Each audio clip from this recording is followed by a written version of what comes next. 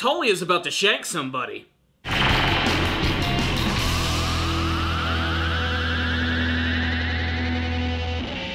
Greetings, my friends. It's time to go to a fantasy world where everybody's a complete douchebag. That's right, it's time to take a look at another episode of The Rising of the Shield Hero. And guess what? Things are continuing to go pretty shitty for Naofumi and his friends. You think I'd get used to it, but wow, the world that Naofumi has been transported to is just filled with some of the most unlikable characters. Luckily, everyone in his party is incredibly nice, thoughtful, and they manage to help him out as he makes his way through this begrudging fantasy journey. And this episode right here delved a little bit deeper into Raphtalia's psyche, as we got to learn a little bit more about her backstory and how the death of her parents wasn't the only terrifying thing about her being a child. This series hasn't been too shy about the fact that the demi-humans that exist in the world, the half-human, half-animal people, are essentially a representation for marginalized people. They're either slaves or they're second-class citizens, and for the most part, everyone just seems to look down on them.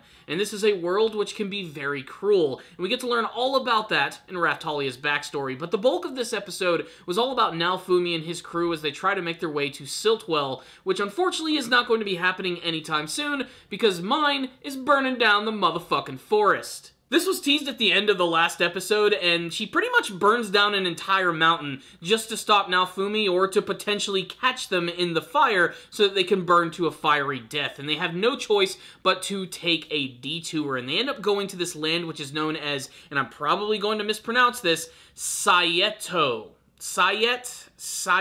I don't know. The point is, it's this land that Malty decides they want to go to because there's actually a nobleman in this land that could potentially help them, and he goes by the name of Van Rachtnock. Again, a name that I probably just completely butchered, but essentially he's this really nice nobleman who decides to take in Naofumi and his crew and hide them from all of the people that are trying to find them. And for just a moment or two, there is a little bit of respite for Naofumi and his team as they finally get a chance to relax. But this is a really important scene because, again, we get to see that Malty has changed tremendously as a character. This is noted by the character of Van Rachtnock, saying that she's a lot more mature and a little more spunkier than she used to be. It's pretty obvious that Naofumi has rubbed off on her quite a bit. However, before our heroes have a chance to relax, suddenly the entire mansion is surrounded by soldiers, and Van Rachtnock is taken away by a group of goons. This is all thanks to another brand new character, a nobleman from another village who goes by the name of Edel Rabier. And Edel is basically the bane of Raphtalia's existence.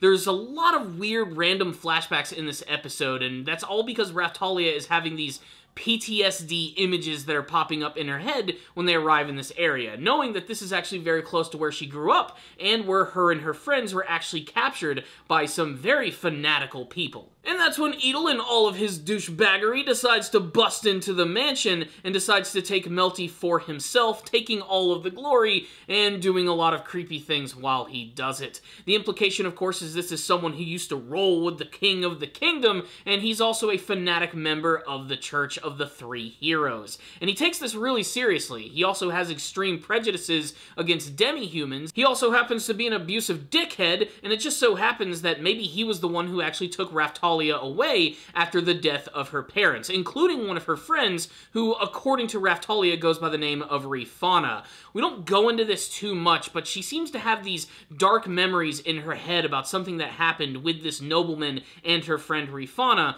My guess is that she was actually captured by this guy and maybe even possibly killed, or possibly even worse. Point is, this doesn't sit well with Raphtalia, and she does everything in her power to not try and kill this guy while Malty is being kidnapped. Naofumi and his team decide that they're going to bust into his castle and take her back, and they pretty much do it all by force. I mean, they get in there, he allows Philo to just go insane and start attacking guards, Raphtalia gets in there and starts knocking out people left and right, and they finally make their way to the top of this castle where they meet Edel Rabier as well as Malty. They end up saving her, and the episode ends with Raphtalia getting ready to shish kebab this guy's ass. The big question, of course, is she going to kill this guy? Is she not going to kill him? my guess is she's probably not going to follow through with it, as it would just sort of completely destroy everything that is her character. While she certainly has the capability, she also seems to have a tremendous amount of compassion, something that she's actually learned from Naofumi. So what's the rundown on this episode of The Rising of the Shield Hero? A very tense episode, which had a lot of really quality moments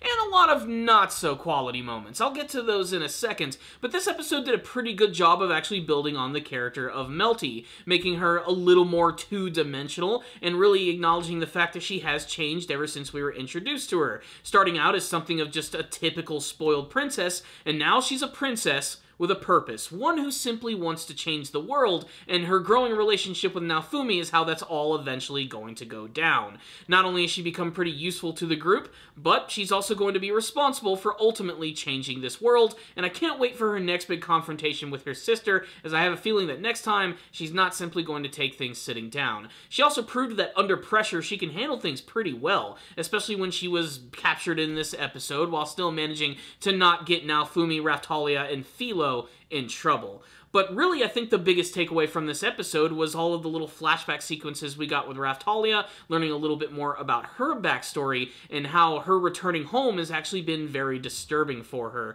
When she actually returns to Robier's castle at the end of the episode, you can see she's a little terrified and a little anxious to even enter the place. And by the end of the episode, she is just pissed off. The moment where she's like slowly walking towards Robier, and he has a whip and he's just like hitting her and she's just taking it the entire time, you're just waiting for that moment where she's just going to kill this guy, and it almost happens. I thought that when she swung her sword for the first time, this guy was screwed, but no, she simply knocked him down, and she's getting ready to stab him directly through the neck.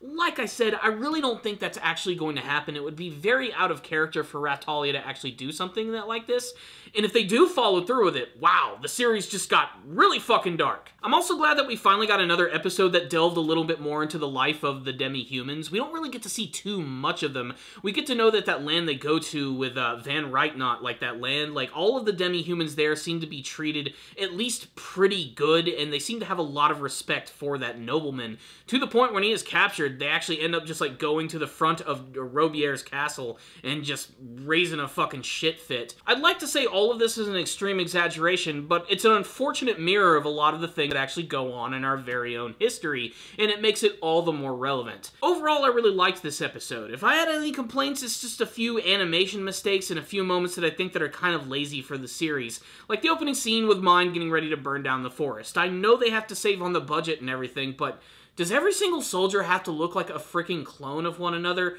And there's also one shot towards the end of the episode where Edel is looking out the window while all of the demi-humans are causing ruckus outside of his castle, and he doesn't have his mustache. And then in the next shot, his mustache is back. It's little moments like that that make me realize that they're not paying too close of attention to the animation. And then again, The Rising of the Shield Hero was never really an animation powerhouse at all. Really, it's just sort of the unique story and the distinct take on the isekai story that I think is what's been really engrossing about the entire series. And overall, if you've liked a lot of what you've seen before, you definitely need to check out this episode, as it builds a little bit more on the characters in Naofumi's party, and it gets me really excited to see what's going to be coming next for the series.